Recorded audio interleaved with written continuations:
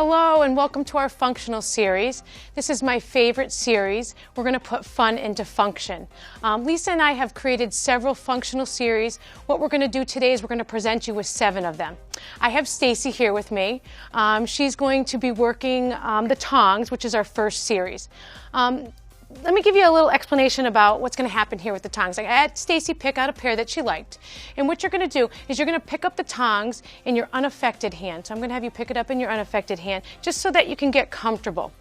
And what you're going to do is you're going to place it into your affected hand and you're going to get used to the Tongs. I think the most important thing with this series is that you get used to having something in your hand.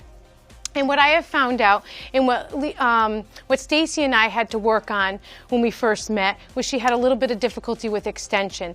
And what happens here with the Tongs is it helps you go into extension, but it also helps you improve grip strength. So go ahead with what you're going to do is I have these modified ones that I'm going to use too, and Stacy's just going to work on grasp and release. She's just going to get used to using the Tongs. Yeah, and I really like to have targets. I think it's important if you have a couple bowls, you have a couple containers around that you use, just so you can kind of keep everything pretty much organized. So Stacy's doing a great job. We have 10 face cloths here, and that's going to be kind of a way to keep track of your repetitions. How do they feel, Stace? They feel good. They feel good. I'm definitely working these muscles right here that I need to be working on. That sounds good.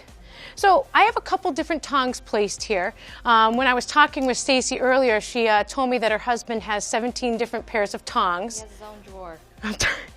And what did you find when you were going through those Tongs? Well, actually, some were easier to use than others, obviously, because the resistance, I guess, were difficult. They're maybe what they were made out of, or maybe if they had something that they were particularly used for, like, scooping out olives, or, for example. Those are more difficult than other ones. So what I found was important with that, as Stacy keeps going, is that you want to make sure that you pick the right Tongs. So again, when doing any of these exercises, you really must talk with your occupational therapist to make sure that they are appropriate for you. What I would recommend at this point, if you have decreased range of motion in your shoulder or decreased strength, I want you to keep doing the grasp and release. If not, I'm going to show you how to make this a full upper body arm exercise. So what I'm going to do next for Stacy is I'm going to put him a little bit more ahead.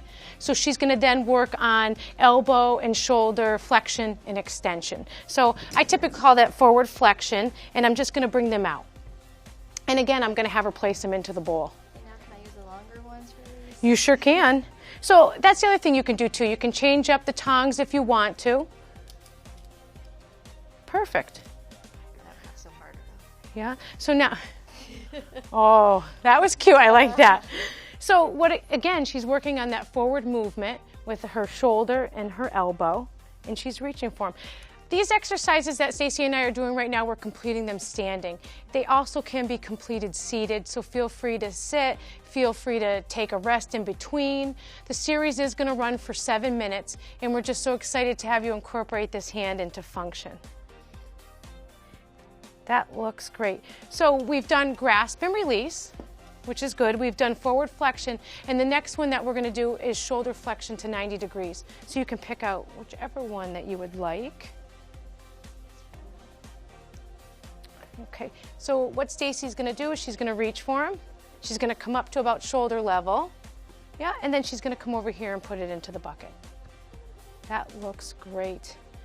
There's so many different ways that we could modify this exercise. If this was getting easy for Stacy, she could add on a weight so she could get a little bit of strengthening in here. No, she's saying no, so that'll be some way we'll have to upgrade her. But she's looking great. So not only are we working the hand, we're working the whole entire arm. Yes, entire arm, that's for So sure. Stacy has a couple more. Now, depending on where you need to work and where you need to focus, we're doing 10 reps. You could do 2 sets of 10. You could really kind of change this up any way that you need to regain use and function of your arm. That looked great. So the next one that we're going to work on, and take a rest, and you can rest as you need to, Stace, is we're going to work on external rotation What I have found is that we tend to keep our arm in, and we really need to work on this movement of bringing that arm out. And Stacy did it perfect. You want to keep that elbow tucked in, and you want to come out. So which tongs would you like? Yes, you can. Okay. So Stacy's going to come back. I'm going to position this, and she's going to come out towards here. Yep, and let it go. Perfect. So we're working that external rotation. Perfect. Looking good. So what we're trying to do here, and like I mentioned before, if these exercises are a bit challenging for you, you can just stay with the grasp and release, and you can work on having different targets on your table to show that you've improved your reach and your range of motion. That looks great. Yes, it is. How do those tongues feel? These actually are easier to work with because I'm working on this muscle here, so it needs to be a little less resistant.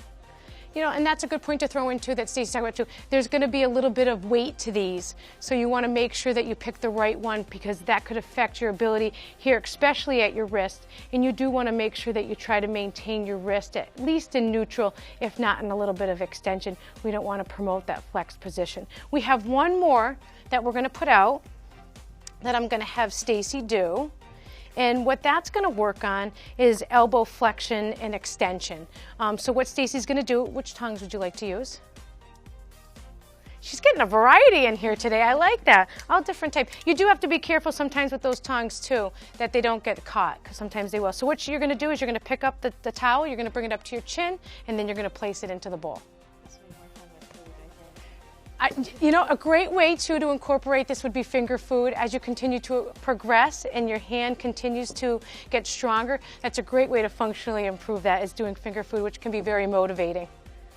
That is, I'm a big fan of ice cream myself. We could put an ice cream sandwich in your hand. So, perfect way to work on elbow flexion and extension. And Stacy is just cruising right through these. Looking good. So last but not least, before we finish, the last way that we could incorporate this is we could have Stacy do some functional reaching where she would continue to hold those tongs and she would reach for them out here so we could go to multiple levels and bring it back in. Thank you so much for completing our Tongs series with us. Hope you have as much fun with them as we do.